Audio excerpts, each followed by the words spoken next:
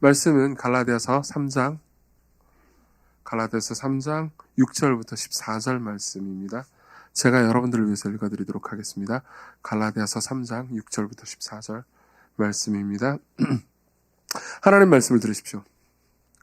아브라함이 하나님을 믿음에 그것을 그에게 의로 정하셨다함과 같으니라. 그런즉 믿음으로 말미암은 자들은 아브라함의 자손인 줄 알지어다. 또 하나님이 이방을 믿음으로 말미암아 의로 정하실 것을 성경이 미리 알고 먼저 아브라함에게 복음을 전하되 모든 이방인이 너로 말미암아 복을 받으리라 하였느니라. 그러므로 믿음으로 말미암은 자는 믿음이 있는 아브라함과 함께 복을 받느니라. 무릇 율법 행위에 속한 자들은 저주 아래에 있나니 기록된 바 누구든지 율법책에 기록된 대로 모든 일을 항상 행하지 아니하는 자는 저주 아래에 있는 자라 하였습니다.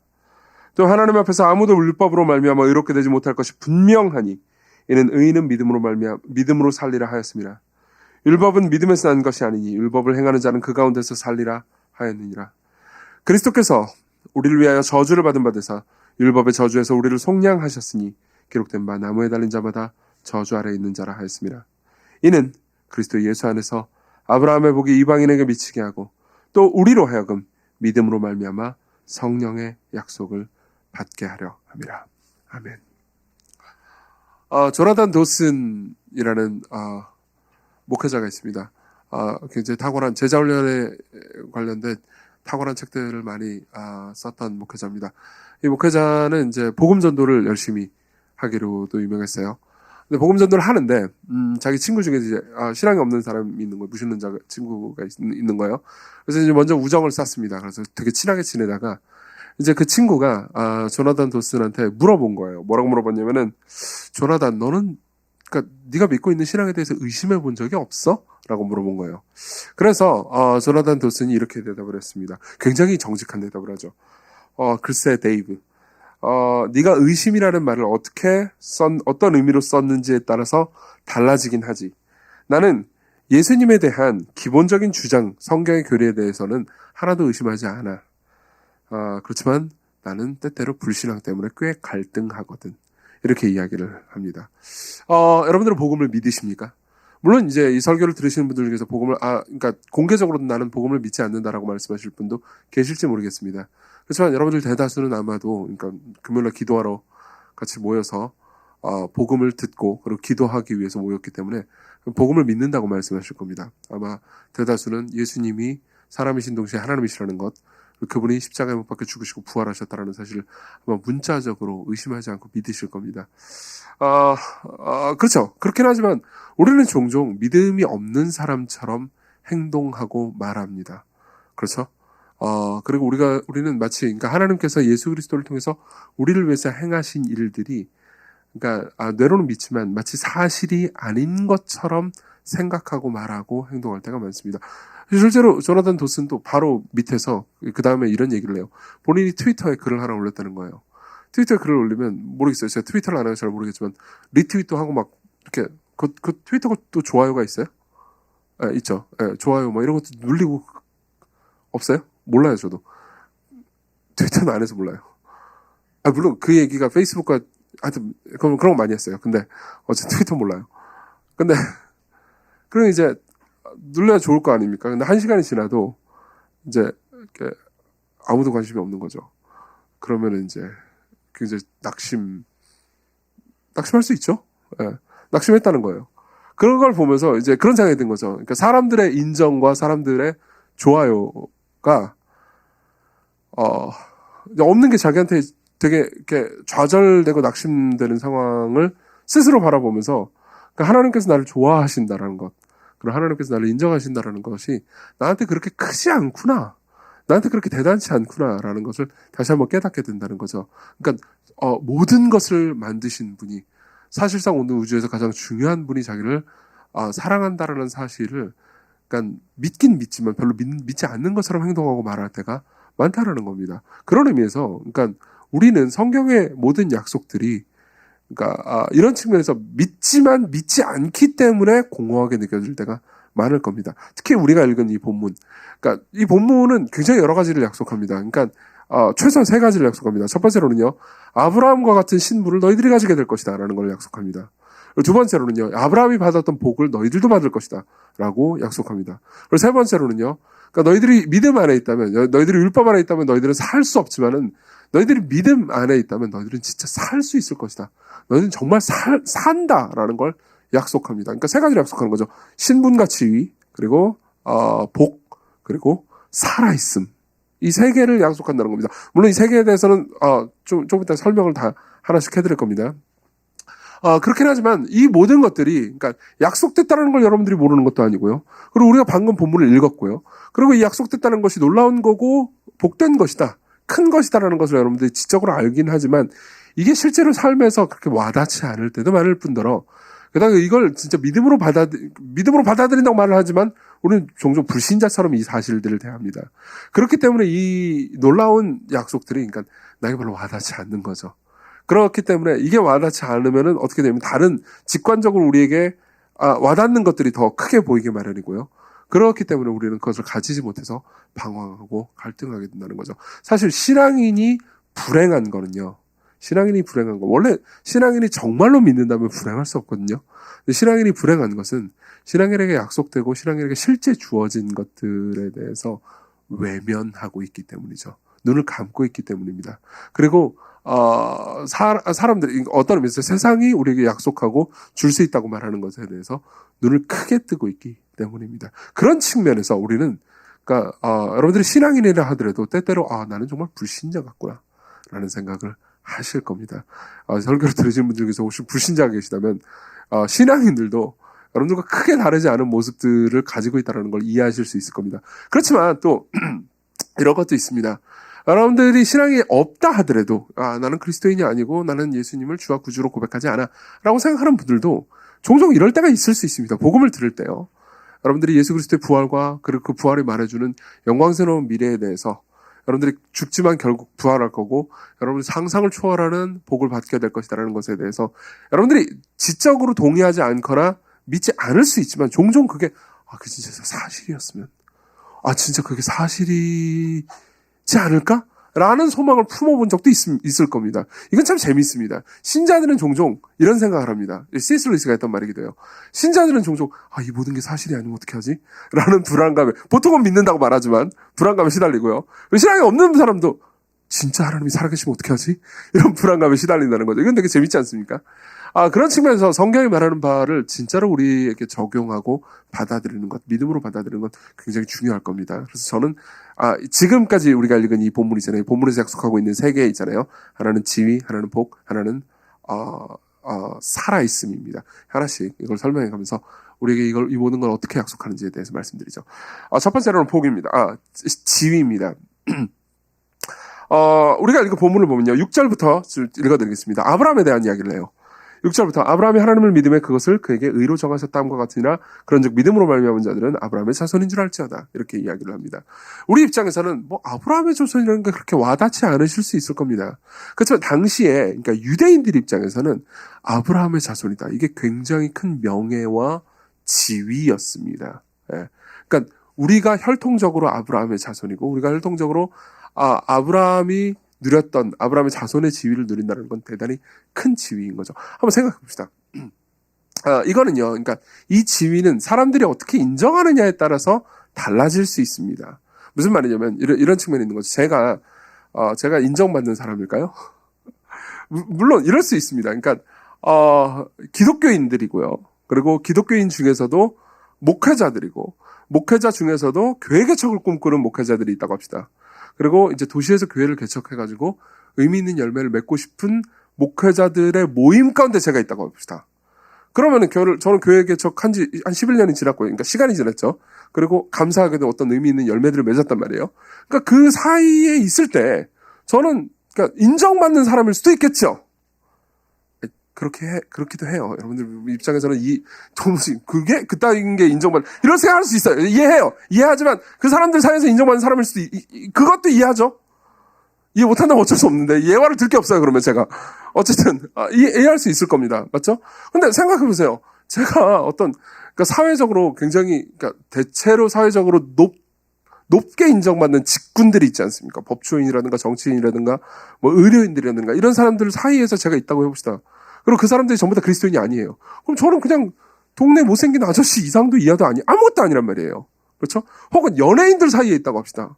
그럼 저는 진짜 아무것도 모르는 사람인 거죠. 그렇죠? 그러니까 내가 어떤 지위에 있고 어떤 그 위치에 있는가는 사실 어떤 의미에서는 그러니까 내 주변에 있는 사람들이 어떻게 나를 인정하느냐, 내가 어떤 인정을 받는 그 집단과 그룹에 속해 있느냐, 이게 중요하게 좌우한단 말이에요. 그렇죠?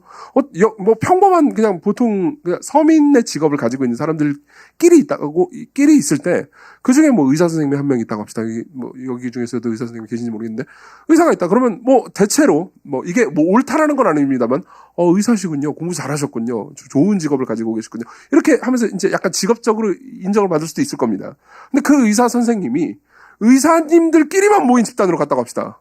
그리고 이 의사 선생님은 사실 그 의사 선생님들끼리만 모인 집단에서는 약간 돌팔이에 가까운 분이라고 합시다. 그럼 어떻게 될까요? 본인은 굉장히 거기서 열등감을 느끼겠죠. 아무도 자기 자신을 인정해주지 않을 겁니다. 그렇죠? 개 중에도 정말 탁월하고 뛰어난 의사들이 있을 테니까요. 무슨 말이냐면은 여러분들은 여러분들을 둘러싸고 있는 집단에 따라서 여러분들이 인정을 받고 받아들여진다는 거죠. 안 그렇습니까?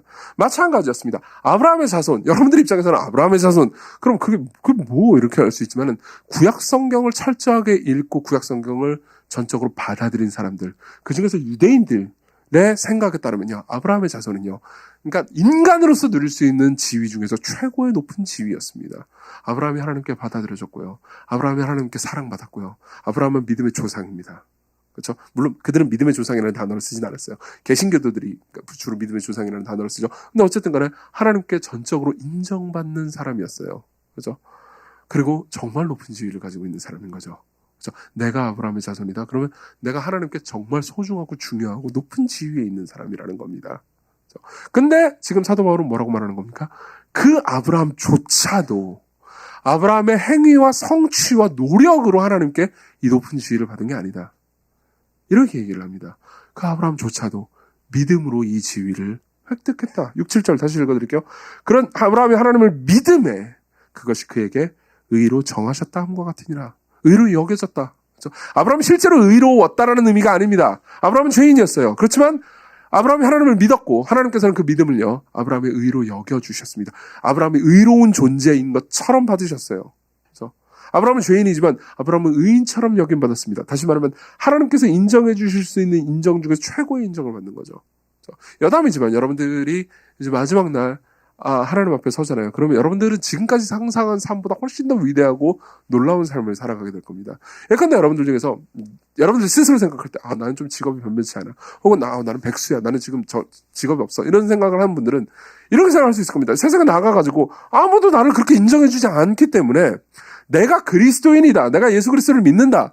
이런 게 교회 사람들한테는 좀 인정받지. 솔직히 똑같고 얘기하면 교회 사람들 가운데서도 좀 약간 직업이 좋은 사람들이면서도 믿음이 있는 사람이 더 인정받는 것 같기 때문에.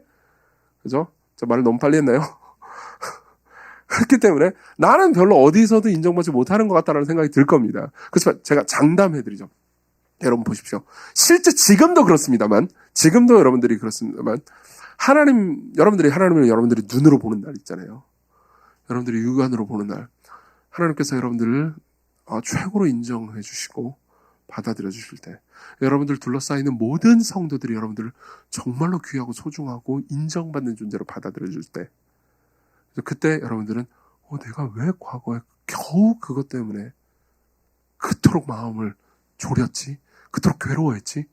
라고 생각하면서 스스로를 한탄하게 될지도 모릅니다. 혹은 이렇게 생각할 수도 있죠. 내가 그때 좀 좋은 회사 좀 들어갔다고 돈 좀 벌었다고 내가 그때 당시 사람들한테 좋은 직업을 가져가지고 인정받는다는 것 때문에 왜 그렇게 바보같이 우쭐했지? 라고 생각할지도 모릅니다. 사실 그 모든 것들이 아무것도 아닌 것처럼 여겨질 거거든요. 여러분들은 아브라함의 자손입니다. 그게 무슨 의미인지 아십니까? 하나님께 가장 소중한 존재라는 거예요. 그렇죠?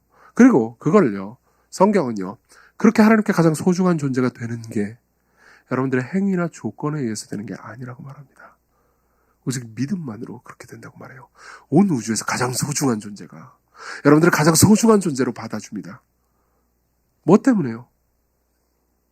여러분들이 그분을 믿기 때문에요. 여러분들이 예수 그리스도를 믿는 믿음을 가졌기 때문에요. 믿음만으로 여러분들은 죄인이지만 의인으로 받아들여집니다. 이게 성경의 약속이에요. 왜 이 약속이 여러분들에게 그렇게 와닿지 않게 되는 거죠? 왜 이 약속이 여러분들에게 그렇게 대단치 않게 느껴지는 거죠? 간단합니다. 우리는 이 약속이 말해주는 하나님을 그렇게 대단치 않게 여기기 때문입니다. 두 번째로 이 본문에서는요, 지위와 신분만 약속하는 게 아니고 복도 약속합니다. 계속 읽어드리죠. 8절입니다. 또 하나님이 이방을 믿음으로 말미암아 의로 정하실 것을 성경이 미리 알고 먼저 아브라함에게 복음을 전하되, 생각해보세요. 구약 성경에서도 성경은요, 아브라함에게 복음을 전했다고 말합니다. 구약에는 복음이 없는 게 아닙니다. 구약에도 복음이 있습니다.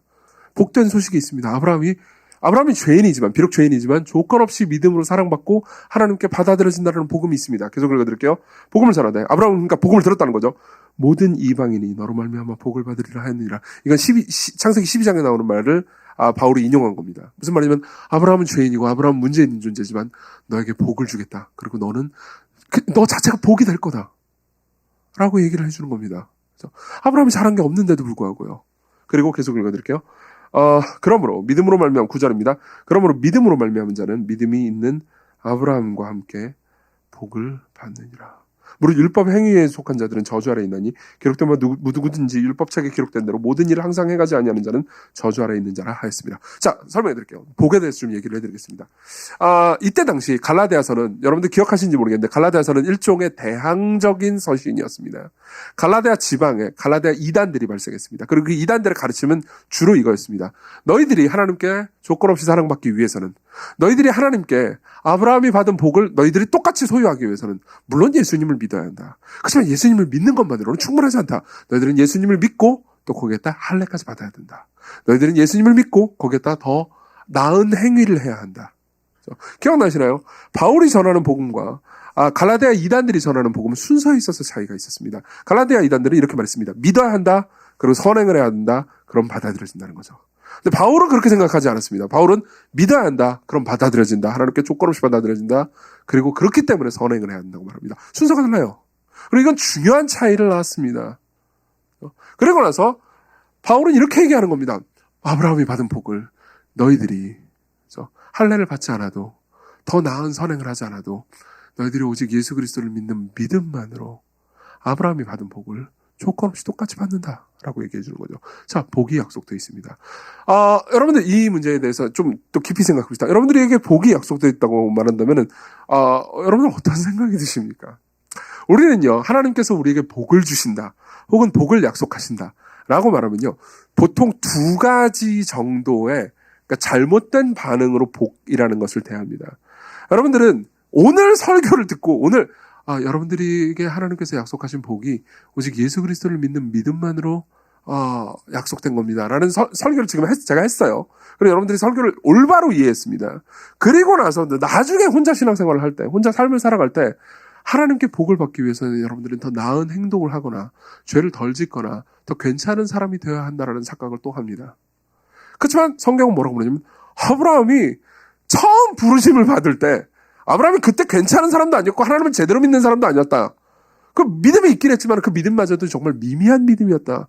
그렇지만 하나님께서는 아브라함에게 복을 약속했다. 이게 갈라디아서에서 말해주는 겁니다. 그러니까 갈라디아서는 이렇게 얘기하는 겁니다. 갈라디아서에서 사도 바울은요, 그러니까 대적자인 그 갈라디아 이단들 있잖아요. 이 이단들은 어쨌든 구약 성경을 믿고 있는 사람들이란 말이에요. 그러니까 구약 성경을 믿는 사람들에게 효과적으로 자신이 옳음을 입증하려면 구약 성경을 사용해야 되잖아요.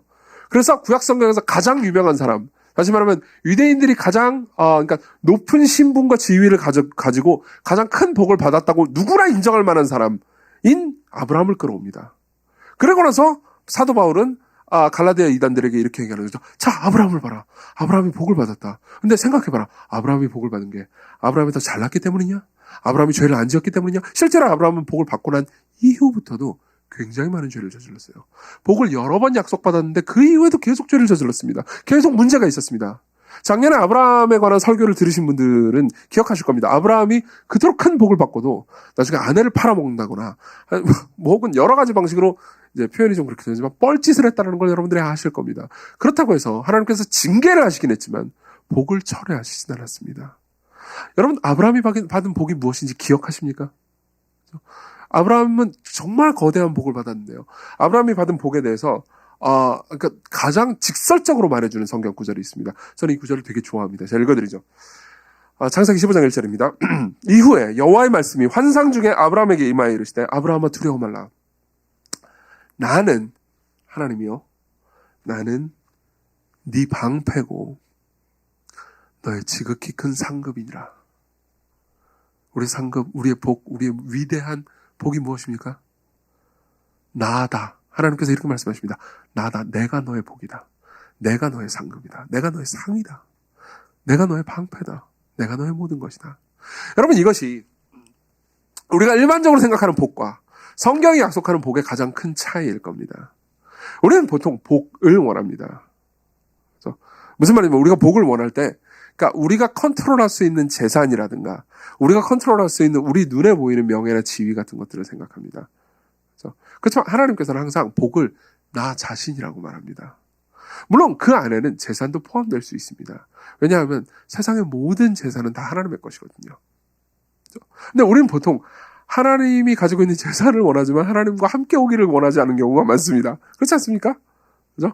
근데 하나님께서 이건 내가 모든 걸 가지고 있어. 근데 내가 너에게 진짜 주고 싶은 거는 내가 가지고 있는 것만 띡 던져주고 너에게 아무 상관이 안 하는 게 아니고 난 너와 관계를 맺기를 원한단다. 물론 네가 원하는 걸 네가 원하는 때에 원하는 방식으로 모두 직관적으로 주지는 않을 거야. 왜냐하면 나는 너를 정말 아끼고 사랑하거든. 그렇기 때문에 네가 모든 것을 다스리면서 통제하려고 하는 신이 되려고 하는 욕망에서 그러니까 다시 말하면 뭐 물질이나 이런 것들을 원한다면은 그런 식으로 너에게 복을 주지는 않는다. 그렇지만 나는 너와 늘 함께 할 거야. 난 너의 하나님이야. 난 너의 하나님이야. 여러분 그걸 아십니까? 성경은요 온갖 것들을 다 하나님 것이라고 말합니다. 여러분 제가 이거는 성경을 연구하다가 제가 놀랍게 느껴졌던 지점이었습니다. 성경에 보면요 여러 가지 문법적 사용들이 있는데 어떤 절대적 소유격 같은 것들이 있습니다. 성경에 히브리어도 있고 헬라어도 있습니다. 그 절대적 소유격을 쓸 때는요 항상 하나님께만 씁니다. 무슨 말이냐면 모든 건 다 하나님 것이라는 거죠. 그죠? 모든 건 다 하나님 거예요. 우리 거는 없어요. 근데 성경은요 우리 거라고 말하는 게 있습니다. 뭔지 아십니까? 하나님이에요. 하나님이 이렇게 말씀하십니다. 모든 건 내 것이다. 너희들의 것이 아니다. 근데 너희들의 것이 하나 있다. 내가 너희들의 것이다. 나는 너희들의 하나님이다. 이게 너희들의 복이다. 여러분들의 마음이 어떠십니까? 어떤 마음이 드시나요? 주님 다 필요 없어요. 당신이 가지고 있는 걸 제게 해주세요. 당신은 괜찮아요. 제가 여러분들의 마음을 너무 꿰뚫었나요? 분명히 이 중에서는 그렇게 생각하는 분들이 많이 계실 거라고 확신합니다. 그렇지만 생각해보세요. 역으로 한번 생각해 보십시오. 여러분 재물을 주는 건 자기를 주는 것보다 적게 주는 겁니다. 재물을 주는 건 자기를 주는 것보다 적게 주는 겁니다. 예를 한번 들어보죠. 종환이가 거대한 부자라고, 실제로 그렇지는 않겠지만 어쨌든 거대한 부자라고 합시다. 그랬으면 좋겠어, 종환아. 헌금 많이 하고, 잠깐만. 이건 아닌데.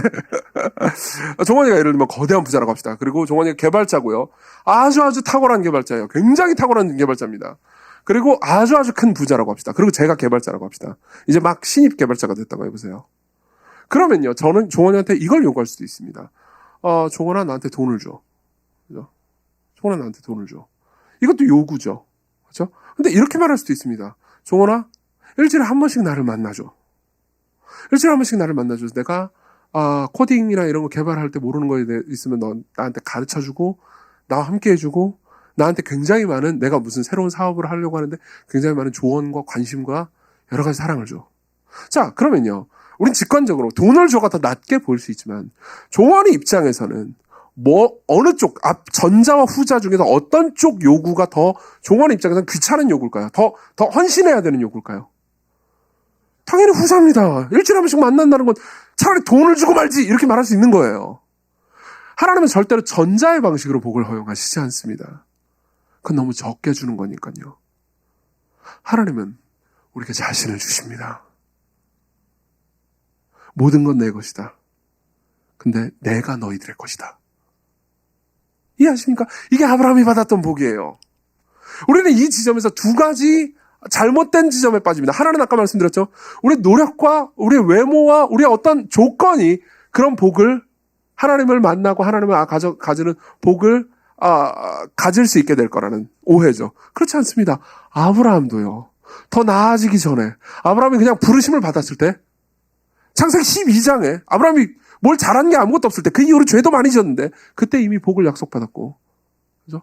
창세기 15장 아까 제가 읽었던 말씀은 창세기 15장이거든요. 그 이후에 죄 겁내 많이 지었어요. 근데도 불구하고 하나님께서는 내가 너희들의 상급, 내가 아브라함 너의 상급이다 라고 말해버리십니다. 그 말은 무슨 말입니까? 내가 너의 것이다 라는 말과 똑같은 거예요. 아브라함은 행위와 노력과 성취로 복을 받은 게 아닙니다. 우리도 마찬가지일 겁니다. 우리도 믿음으로 받습니다. 또 하나의 잘못된 방식은요. 잘못된 대응은요. 냉소주의입니다. 냉소주의는 조급함에서 옵니다. 왜 조급합니까? 그러니까 아까 제가 말씀드렸지만 하나님께서 내가 너의 것이란다. 그래서 분명히 물론 이 중에서 진짜 와 모든 게 하나님 거지만 하나님께서는 자기 자신을 우리의 것이라고 말하는구나. 너무 감동적이다라고 생각하는 분들이 분명히 계셨을 겁니다. 감사해요, 여러분. 그렇지만 계셨을 겁니다. 그렇지만 이 중에서 그딴 얘기 이미 몇 번 들었다. 그딴 식으로 나한테 감동 주려고 수작 쓰지 마라, 이 인간아. 이정규, 너의 작전 보통 내가 꿰뚫고 있다. 나한테 당장 돈을 내놓으란 말이야. 아니면 직업이든. 라고 하는 분들 분명히 계실 겁니다. 전 여러분들, 자, 아까 제가, 거기에 감동받은 분한테 이렇게 말했잖아요. 여러분께 감사합니다. 그리고, 후자처럼 말하는 분들은, 너의 수작 부리는 거 다 알고 있어. 돈이나 내놔. 라고 생각하시는 분들에게 말씀드리고 싶습니다. 여러분들을 사랑합니다.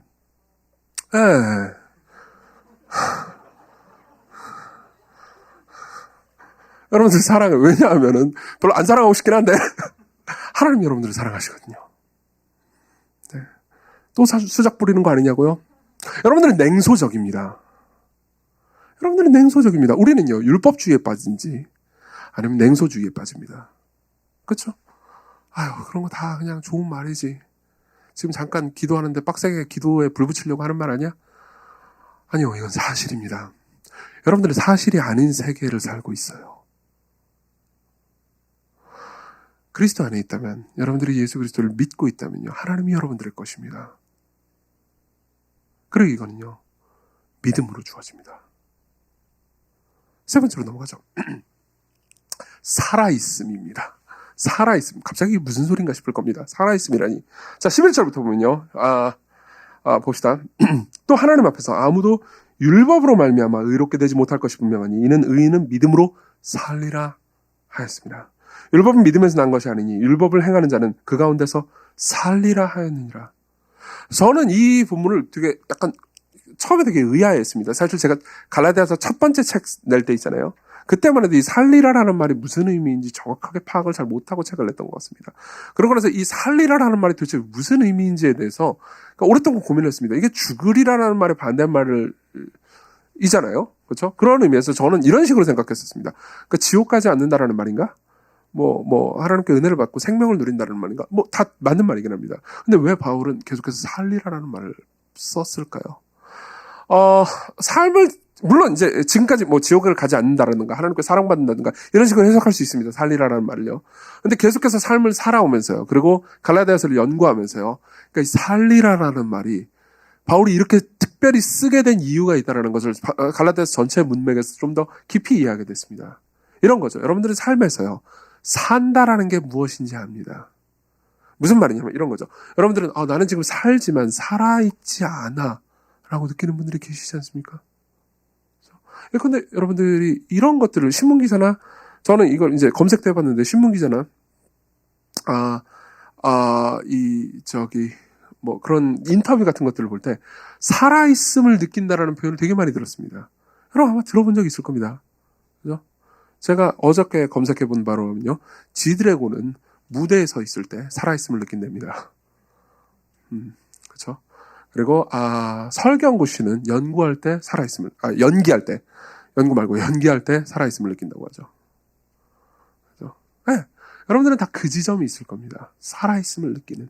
지금도 기억나는 게요. 예전에 어떤 남성분을 잠깐 상담을 했을 때 그 남성분이 간음을 하고 있었어요. 자기 아내가 아닌 다른 여자를 만나서 간음을 하고 있었습니다. 물론 아내분도 문제가 있긴 했습니다. 약간 문제가 대단히 복잡한 가정이었고 사실은 그 가정은 정말 정말 오랫동안 이 끔찍한 이 역사가 있었습니다. 근데 어쨌든 당연히 저는 뭐 양쪽 모두를 동정하기 좀 어려웠습니다. 굉장히 죄로 점철된 가정이었거든요. 그래서 이제 당연히 그게 죄라고 지적해줬죠. 저는 그건 간음은 악한 겁니다. 하나님께서 슬퍼하시고 진노하실 겁니다. 이런 얘기들을 했습니다. 그래서 왜 그렇게 된지에 대해서 얘기를 했습니다. 근데 이제 간음할 때 그 만나는 그 여자가 있을 거 아닙니까? 그죠? 그 여자를 만나면 본인이 살아있음을 느낀다는 거예요. 그 여자를 만나면 내가 살아있음을 느낍니다. 왜 살아있음을 느낍니까? 이런 거죠. 그러니까, 그 표현을 그대로 옮긴다는 게 약간 이상하긴 하지만, 그러니까 나도 여전히 남자로서 매력이 있구나. 나도 여전히 먹어주는구나. 이런 생각이 들었다는 거죠. 이 표현이 좀 그렇긴 하지만 저는 이해할 수 있었습니다. 나도 여전히 가치 있구나. 여러분 보십시오. 여러분들은 언제 살아있음을 느낍니까? 지드래곤과 설경구와 그리고 가늠한 남자는 언제 살아있음을 느꼈습니까? 본인이 유용하다고 생각할 때. 그렇죠? 본인이 아름답다고 생각할 때. 본인이 성취했다고 생각할 때. 안 그렇습니까? 여러분들 모두 마찬가지일 겁니다. 난 살지만 살아있는 것 같지가 않아. 왜 그렇습니까? 여러분들이 가치 없다고 생각할 때. 여러분들이 더 이상 아름답지 않다고 느낄 때. 여러분들이 받아들여지지 않는다고 느낄 때. 여러분들은 살아있지 않다고 말합니다. 생각합니다. 그렇죠? 그리고 그 모든 시도를요. 사도 바울은 뭐라고 말합니까? 여러분들이 율법으로 살려고 하는 거라고 말합니다. 그리고 성경은 이렇게 얘기하는 거죠. 여러분들이 율법으로 살려고 한다면, 바꿔서 말해보자면 여러분들이 여러분들의 성취나 여러분들의 외모나 여러분들의 조건으로 살려고 한다면 여러분들은 죽을 거라고요.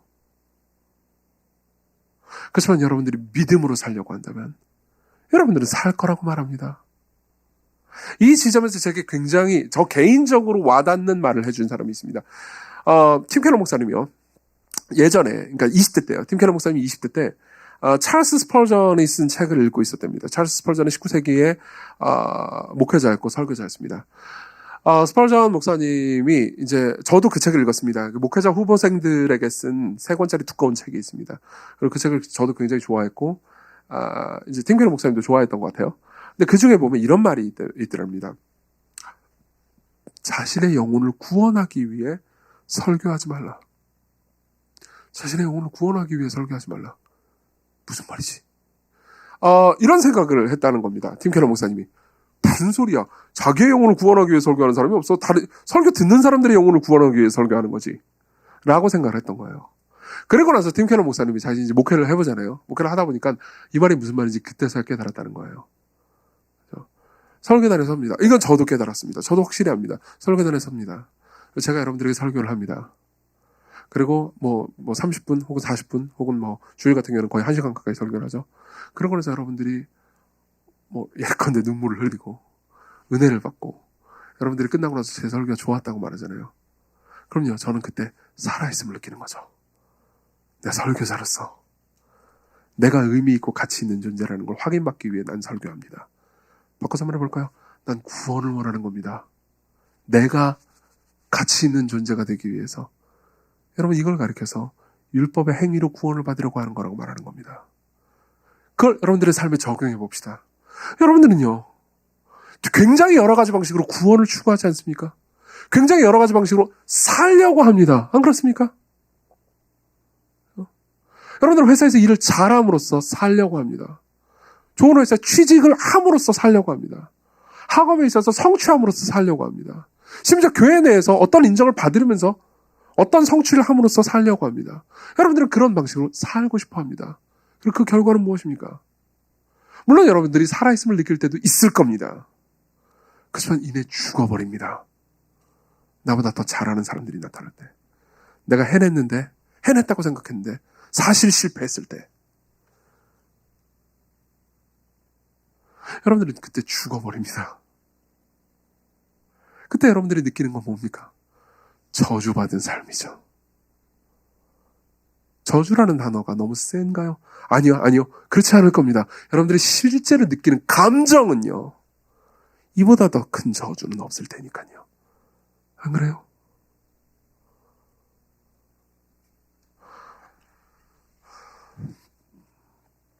그렇지만 성경은요.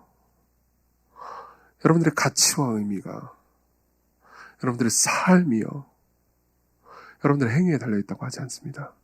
믿음에 달려있다고 말합니다. 그럼 우리는 물을 수 있습니다. 왜 믿음에 달려있습니까? 왜 예수 그리스도를 믿는 믿음이 우리를 가치 있고 의미 있고 복되게 하고 살아있게 만듭니까? 13절을 보면요, 제가 굉장히 좋아하는 구절입니다. 제가 굉장히 좋아하는 구절인데, 이 구절에 보면요, 그러니까 굉장히 아름다운 표현이 하나 있습니다. 13절을 같이 한번 읽어봅시다. 시작.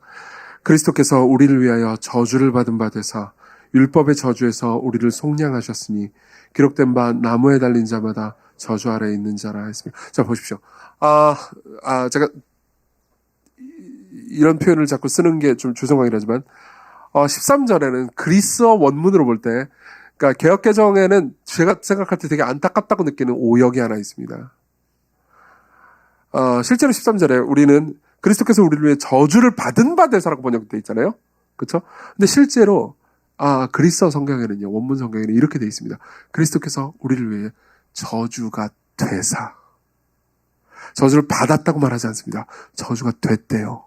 실제로 고린도 후서 5장에도요, 예수 그리스도께서 우리를 위해서 죄가 되셨다는 표현이 있습니다. 예수님은 우리의 죄가 되시고 우리의 저주가 되셨습니다. 이 말이 무슨 말인지 아십니까? 그냥 저주를 받은 것과 저주가 된 거는 어떤 차이가 있는지 아십니까? 이런 겁니다. 예수 그리스도께서는요, 십자가에 달리셨을 때 단순히 저주를 받으신 정도가 아니었습니다. 저주거리가 되셨습니다. 무슨 말이냐면 이런 겁니다. 여러분, 다윗은 용서받았습니까? 예, 다윗은 용서받았습니다. 우리가 나중에 4장에서, 그리고 로마서 4장에서도 볼 수 있는데요, 다윗도 그가 율법을 잘 지켰기 때문에 구원받은 게 아니고, 예수 그리스도를 믿는, 물론 이제 예수 그리스도를 직접으로는 알지 못했지만 먼 미래에 오셔가지고 자신의 죄를 대속해서 죽으실 예수 그리스도를 믿는 믿음, 바라보는 믿음으로 구원을 받았습니다. 근데 다윗은 어떤 죄를 저질렀죠? 다윗은 살인자였습니다. 다윗은 간음하는 사람이었죠. 맞죠? 그렇지만 다윗은 용서받았습니다. 왜요? 예수님께서 다윗이 받아야 하는 저주를 대신 받으심으로요. 근데 이 정도가 아닙니다. 예수님은요, 십자가에서 다윗이 받아야 하는 저주를 그저 받으신 정도가 아니고요, 예수님은 십자가에서 성부 하나님의 눈으로 볼 때 저주가 되셨습니다. 무슨 말입니까? 십자가에서 예수님은요, 그분은 죄를 저지르신 적이 없지만 마치 죄를 지은 다윗과 같이 하나님께 여김 받으셨습니다. 십자가에 달리신 그리스도는요, 성부 하나님의 눈에 끔찍한 간음을 저지른 사람, 끔찍한 연쇄살인마처럼 보였습니다. 그분은 그런 죄를 저지른 적이 없지만 그분은 단순히 저주를 받으신 정도가 아니고 저주가 되셨습니다. 저주가 되셨습니다. 무슨 말이냐면 그분이 그 일을 저지른 적은 없지만 성부 하나님의 눈에 그분의 존재가요, 혐오스럽고 끔찍한 존재처럼 여김받았다는 거죠. 이게 뭘 의미하는지 아십니까? 그분과 우리가 자리가 바뀌었습니다. 그 말은 우리의 존재가 성부 하나님 앞에 그분이 우리를 대신해서 저주가 되셨기 때문에, 다시 말하면 끔찍한 존재로 여김받으셨기 때문에, 성부 하나님의 순결한 눈으로 볼 때 예수 그리스도, 십자가에 달리신 예수 그리스도는요, 사기꾼이고 강간범이며 살인마였습니다. 거짓말쟁이고요. 근데 그분이 그런 존재로 여김받았기 때문에 우리가 성부 하나님 앞에서 아브라함의 자손이고 영원히 복받을 자고 예수 그리스도만큼 순결한 존재로 여김받게 됐다는 거죠. 여러분들이 믿을 때만, 그러니까 믿음이 좋을 때뿐만 아니라요, 그렇지 않을 때도요, 여러분들이 착한 일을 행할 때, 오늘처럼 기도해 와가지고 기도를 열심히 할 때뿐만 아니라 여러분들이 죄를 저지를 때도요, 성부 하나님의 순결한 눈앞에 여러분들은 조건 없이 사랑받는 존재가 됩니다. 그분이 여러분들에게 말씀하십니다. 이 세상 모든 것들이 다 내 거다. 그리고 내가 너희들의 것이다. 기도합시다.